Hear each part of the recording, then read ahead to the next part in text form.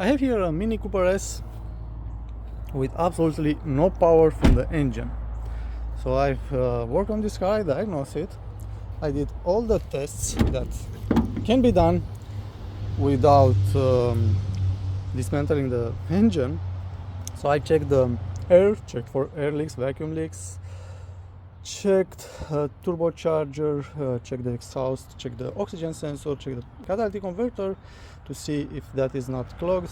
I also seen in live data on smooth running controller that cylinders 2 and 3 they have different values than cylinder 1 and 4. I have a lot of misfires, and when you disable the injection on cylinder 1 or 4, the engine will run very badly, almost will stall, sometimes will stall.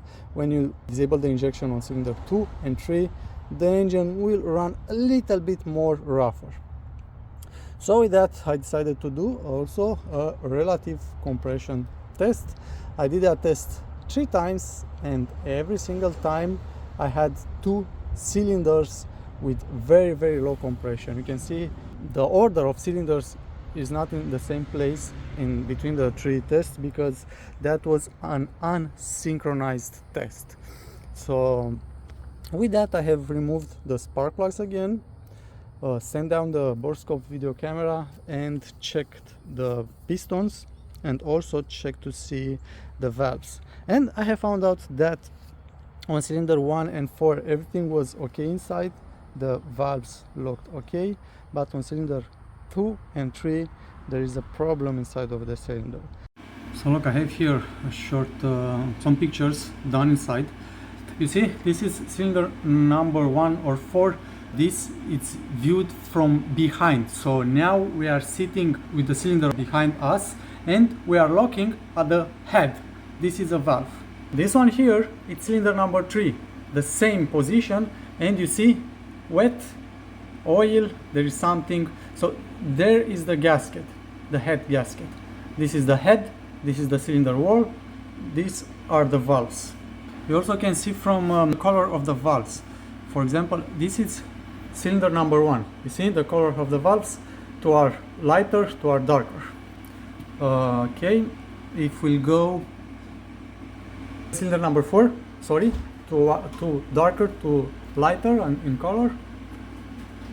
Cylinder number 2, all 3 have the same color. The other one you cannot see it because I was concentrated on this wet spot between the engine block and the head. I suspect that the head gasket, it's blown and losing pressure between the cylinders, because if there was a problem on the coolant side, I will see it in the coolant, or in the oil I'll have a high pressure in the crankcase, and I don't have that.